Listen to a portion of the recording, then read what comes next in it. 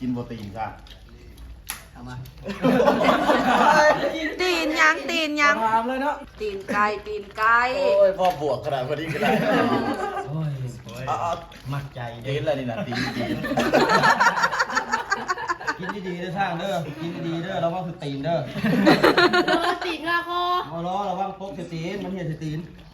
สบายดีมื้อนี้ก็สิมากินข้าวปุ้นอยู่เฮือนเสียงมือเด้อมื้อนี้คือสิครบ4หมอแล้วนะเฮามื้อนี้แม่น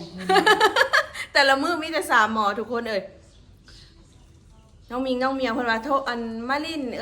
มีว่ามากินข้าวปุ้นเฮือนเสียงมือเฮ็ดข้าวปุ้นตอนนี้กับเจ้าของเฮือนก็จักไปหาซื้อข้าวปุ้นอยู่ทางใดทุกคนเอ้ยบ่เห็นมานั่งท่าแต่โดนแล้วไปซื้ออยู่ทางใดเดี๋ยวนี้นะ น้องลม น้องโลโพ แล้วบันดงบันดาลแล้วน้องลมคนละ อ๋อนั่งท่าต่อไปซะใช่เฮา หาเบิ่งคนมาในซิมีข้าวปุ้นมาบอกเลยซิมีอย่างมานะ ยังงู หาเพิ่นว่าไปซื้อข้าวปุ้นเนาะ แม่ นั่งท่าต่อไปซะใช่เฮาแสดงว่ามานั่งเฝ้าเฮือนให้เขาได้นี่เนาะอ้า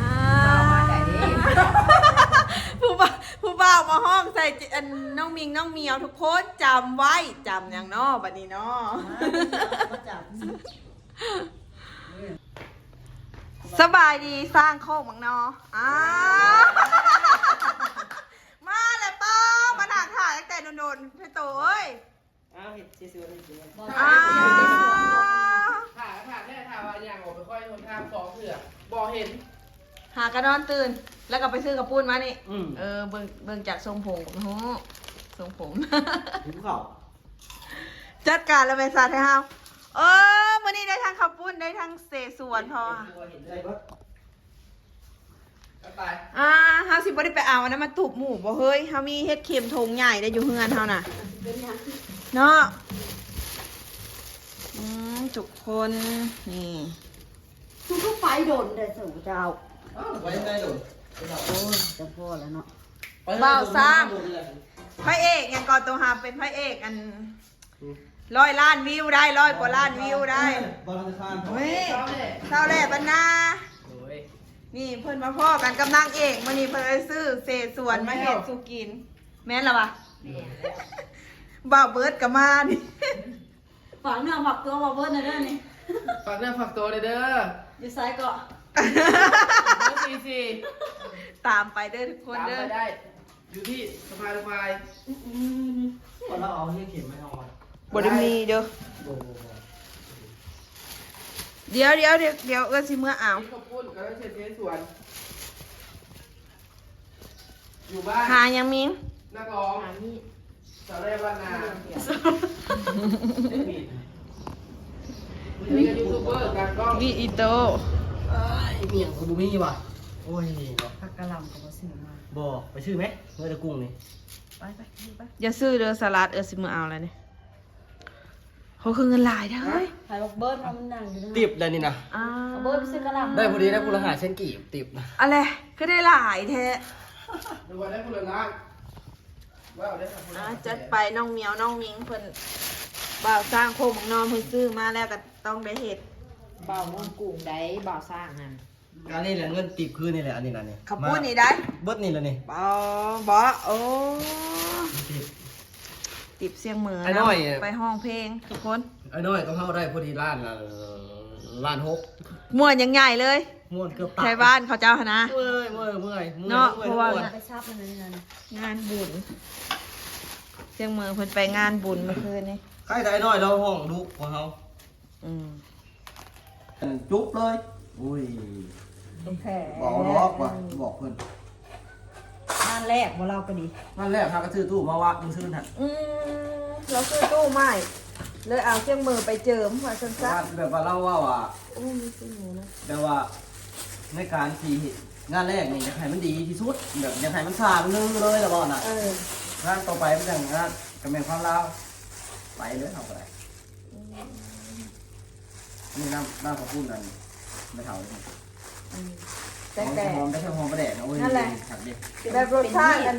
กินนะเอาแล้ว เบื่อเด้ ติดส่งขนาด ยาดอกนั่นคือมาอยู่ อ่ ตอนนี้ก็เสียงมือเพิ่นหิวข้าวแห้งทุกคนเพิ่นสิกินข้าวปุ้นท้องก่อน เฮาเงินหายภัยไปซื้ออันนั้น เบิร์ด เบิร์ดดูสร้างไปซื้อ เบิร์ด จะสิได้หรือบ่ โบแมนเบิร์ดเด้อเอาจัดไปเสียงมือ แม่น เขาพูดโคตรแซ่บ ไปซื้อห้านได้ ใช่ยายเราบีบเด้ ทางกลางฮะทางกลางมันเสา2-3เสาเลยเนี่ย ทางกลางบ้านเนาะ เขาหมักซื้อรู้ได้5 น้ำแต่มันเส้นมันอร่อย จุดตีสี่ เอาเพื่ออะไรเนาะ โอกาสต้องเห็นเราเลย คือพ่อมันสิ ล้างเฮ็ดน้ำบ่แห้งพี่น้องเอ้ย น้องหมิงเพิ่นเป็นคนเตรียมเครื่องทุกคนซอยซีนก็แล้วตีนไก่ก็แล้วตัดเล็บตัดอย่างให้เรียบร้อย น้ำไทยนั่นน่ะ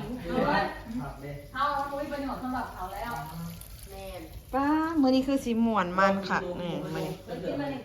ดีดมเริ่มเตะ นี่กินรถ ดี ทุก มื วั อน แล้ว เริ่มเตะดีมือเริ่มเตะ สร้างมันหล่อได้ รอพี่ ย่ออีกแล้ว มาบอก ไก่อีหลี เอาตัวจ่อยบอกขับเก่า บุ้งอ้วนบุ้พี่เยอะซ้ำนี่ ขับเก่าของเก่า เจ้าลืมข่อยละบ่ น้องหมิงก็เว้าหยอกกัน ลืมข่อยแล้ เรา ว เลิกกันตั้งแต่เมื่อคืนแล้วเอง อืม คลิปดองยังวะ เลิกกันตั้งแต่โอ้โหเป็นแล้ว เดี๋ยวเอา ถ้าจะคิดว่าข่อยทำคาดแต่ที่กลับมาคาดในตอนที่ข่อยอยากกินเลือดแดงอยู่ เป็ดเจ้าข่อยพร้อมเพียนให้เอาไป ขนาดเขากินนั่นเขากินผักเมื่อเราต้มหันต้มหมี่เขายังไม่ได้มองหน้าดีกว่าแล้วก็เห็นเป็น เกลียดเด้เนาะ เคยจะมาถ่ายรูปมา น้ำบ่แห้งทุกคน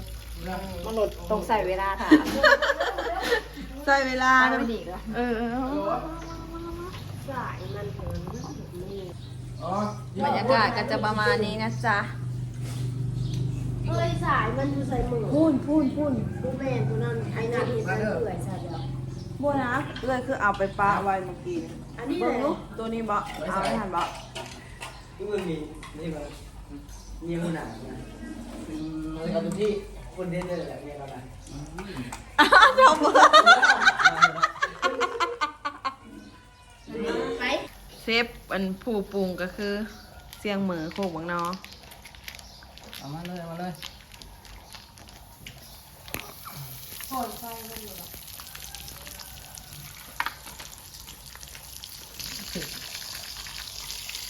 เอาเส้นไปก่อนเนาะ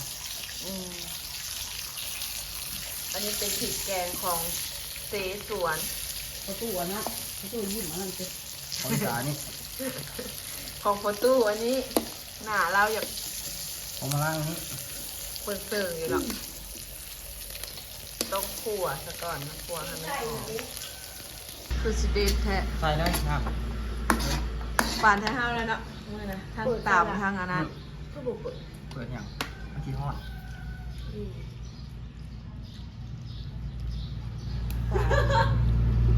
ปลาเลย แต่ละมือเขามีแต่3 หมอไปนำกันค่ะวันนี้มี4 หมอแล้วบัดนี้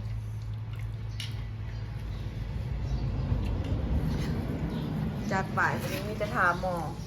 กดต้มตีนไก่ในเป็ดเปื่อย เออบุกเป็นหัวข้าวปะ ว่าจะเป็นสูตรว่าจะเป็นสีเด้อเห็ดตามไก่เวลาแต่พายเทียบถนัดแบบสะดวกก็ได้เห็ดถนัด สูตรภายสูตรมันสูตรในโต กับแบบ สูตรในโตภายโตมันค่ะนะแต่ที่แน่ๆนี่ทุกบดเลยกินน้ำกันแล้วโอเคใช่ไหม ไปเก็บอยู่ไซบัวละพาน่ะ ไปเจ๊ ถามเพื่อน สวนเจ้ามีทุกอย่างเมื่อหลังนี้นะ ไปซะ เครื่องเลย สวนครัว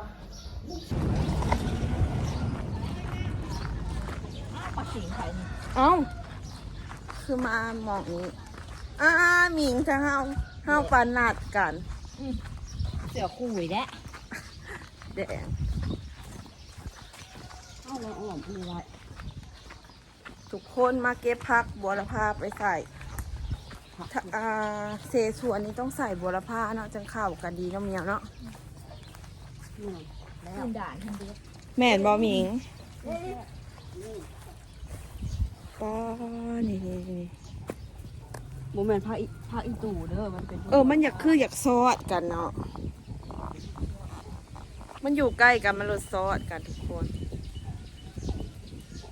สวนครัวผักสวนครัว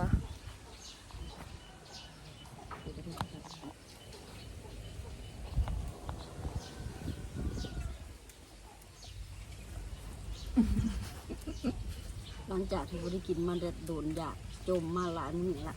จะกินเสสวน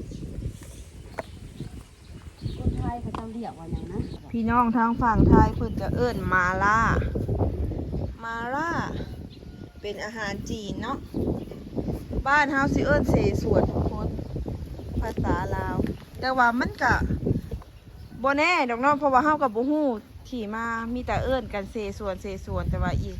ย่านมีอีกอันหนึงเนาะจักสิเอิ้นว่าจังได๋เก็บหยังอีกฮะ จักปากแซ่บแล้ว ตัวนี้กระบวนละผ้าคือการโอ้เก็บเอาหลายๆนะ ผักหอมแพรวอันนี้เขาเรียกว่า ผักสมิกเอาโซ ได้ชิ้นนี้แหละ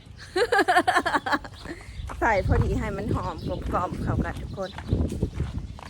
ให้หม้อหอม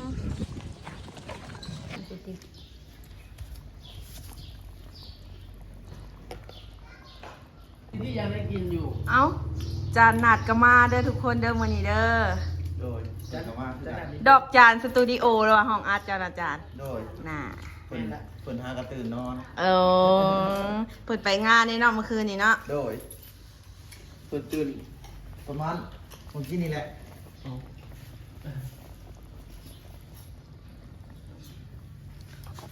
มากับไผเนี่ยนี่ มาคนเดียว มาคนเดียววันนี้ มาคนเดียวโลด นี่ แล้วนะทุกคน บ่จัด มาเด้อมาเด้อมาเด้อมาเด้อ ไม่รอดแน่นอนตายแล้ว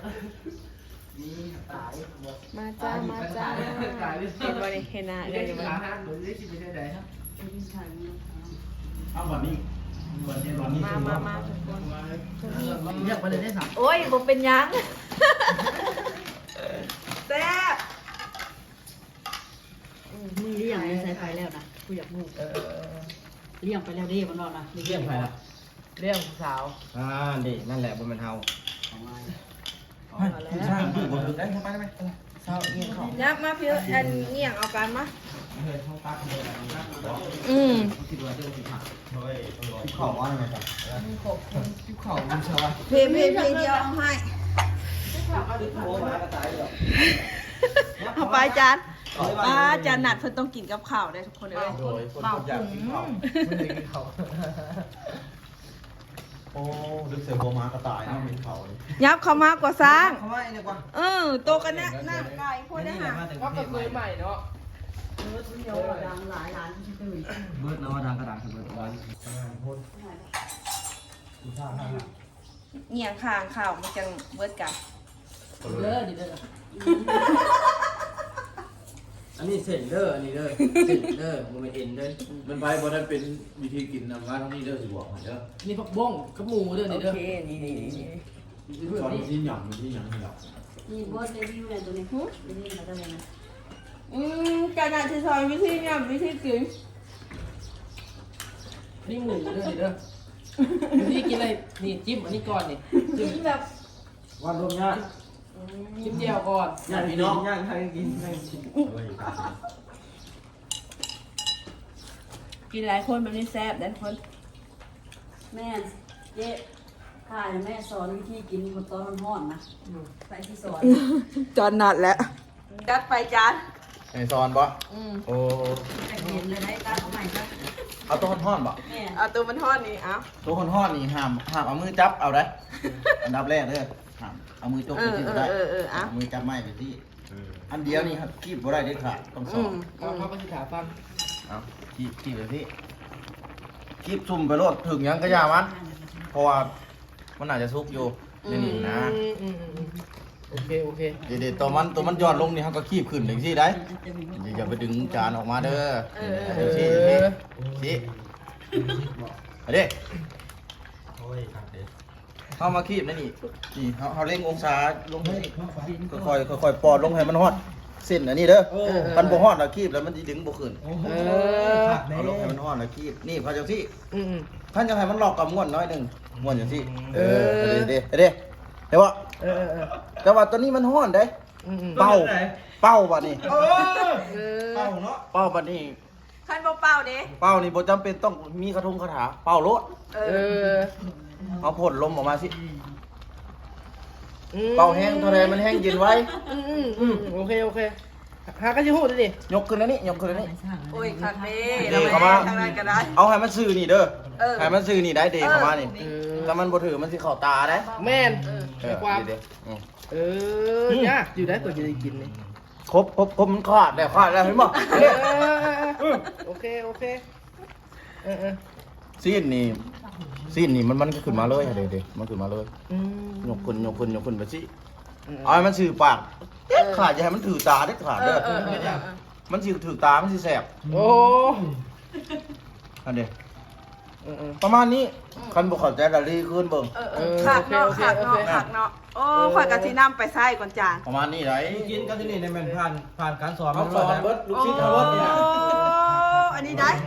เรียนกันใส่ล่าอยู่นี่ได้ แม่เพิ่นมาฮึกเพิ่นไปเฮียน ทำ ทำ ไม เฮา เฮ้ยเฮ็ดทีหลัง เพิ่นนี่ศิษย์เอกเพิ่นนี่ หลังเฮียนคนหมู่ ทิศเอกเลยดิ หลังเฮียนคนหมู่ แม่เพิ่นสอนมันก็หักเด็ก มื้อนี้นะมาปฏิบัติตัวจริงกันนะ เขาพวกนี้เฮียนภาคทฤษฎีอย่างเดียว เขาได้เป็นงานอยู่เท่าไหร่ ฝึกได้มานำหลังได้ งาน อ่ะ มันเป็นเรื่องง่ายๆเด้อสิกินได้ มันบ่แม่นว่าไผก็เฮ็ดได้ไดเรื่องแบบนี้น่ะมันต้องบางคนเท่านั้น โอ้เป็นจังซั่นเนาะโอ้นี่มีทักษะแบบพิเศษจังกินได้นะพอบัดนี้นะเพราะว่า ว่าอยู่ มันต้องได้เรียนมา ภาษีหน้าสิทราบแล้วบ่กินมันดอก คนกบยังมีคู่จีปูยังมีวะเนาะ คุณใดบ่ธรรมดาใด อันนี้มันก็ได้เรียนคือกัน ผู้ชาติในการ อันนี้เขาทำนานแล้วเขาสิกินเลยเด้อครับ กิน กินโปรตีนค่ะ ทำมา ตีนยัง ถามเลยเนาะ ตีนไก่ โอ้ยพอบวกขนาดพอดีก็ได้ โอ้ย เอา มัดใจ เด่นอะไรนี่นะตีน กินดีๆเด้อสร้างเด้อกินดีๆเด้อระวังคือตีนเด้อ ติดละคอ มาล้อระวังพกคือตีนมันเหี้ยคือตีนหม้อนี่มันอยากที่มันกันได้หมดเลยเอามี เป็นอะไรสร้างแซ่บอยู่บ่เซส่วนบ้านเฮานะ แซ่บคือเก่าแล้วบ้านเฮา ไปอยู่ไทยนะ ไปอยู่ไทยโดนน่ะได้กินอยู่บ่นี่แบบนี้น่ะ มีตะมันน้อยมาล่ามาล่าน้ำใสดำๆเนี่ย เฮ้ยบ่แม่นอันเดียวกันบ่เขาเจ้าเอิ้นเซส่วนบ้านเฮากับมาล่านะ บ่แม่น เขาบอกบ่ต่างกันปานใดดอก ใช่เดี๋ยวจี แต่ค่ายแต่เขาว่ามันบ่แม่น แต่ข้างนั้นมันจะหึ่นๆนะ มันสิมีมา มันสิสักๆนิดนะ บ่ต่างกันปานใดไป ใครเป็นไกลไป รสชาติใกล้เคียงเนาะ รสชาติที่ใกล้เคียงกันนี่แหละแต่ เอา ว่า ซะว่าเขาเจ้าวัดเนี่ย วัตถุดิบ วัตถุดิบเขาเจ้าน่ะมันสดมิวขนาดมักเพชรอัน เข้าน่ะลิ้นสาก เพชรหยัง ไปกินอยู่ไทยนะ พริกไทยอะนะพริกไทยเขาเจ้าก็ยังต่ำลงใส่หน่อยนะเครื่องเคียงเขาแบบสดบางทีซะอันนี้มันดองมาโดนละนี่ใส่ประตูนั่นนะ เด้ประตูนี่ก็เด้ ดี เขาตู้อย่างว่านี่วะ จักอ่านแล้วไม่โตฮะไทยอ่านได้อ่ะ ไม่เป็นภาษาจีนเลยอย่างนี้ ทุกคนตอนนี้กะเบิดแล้วแซ่บแห้ง สด ขอบใจเสียงมือเด้อมื้อนี้เด้อกับบ่าวซ่าโคกบังนอเด้อเสียงมือโคกบังนอเด้อที่ ชาคูของน้องชิมูคูของน้องพ่อแล้ว เดี๋ยวจะได้เห็นหน้ากันกัน2 ปี 2 ปี 2 ปี นอกับซ่าโคกบังนอค่ะอันนี้ก็เสียงมือโคกบังนอนี่ ล่าสุดตั้งแต่ส่วน100%ไทยพวกของน้องแท้ มีอีกตรงนอนหนึ่งโอ๊ตโคบังนอนำได แม่นบ่โคกบังนอนี่หลายอด เวิร์ดได้แต่เวิร์ดคือของน้องบอกเวิร์ดคือสว่าง ปูสว่างได้ ทุกคนสำหรับคลิปนี้ก็สิขอฝากไว้สำนี้ก็เด้อคลิปหน้าพอกันใหม่อย่าลืมกดไลค์กดแชร์กดติดตามช่องมิวสาวขมวนเนี่ยเด้อ โอเค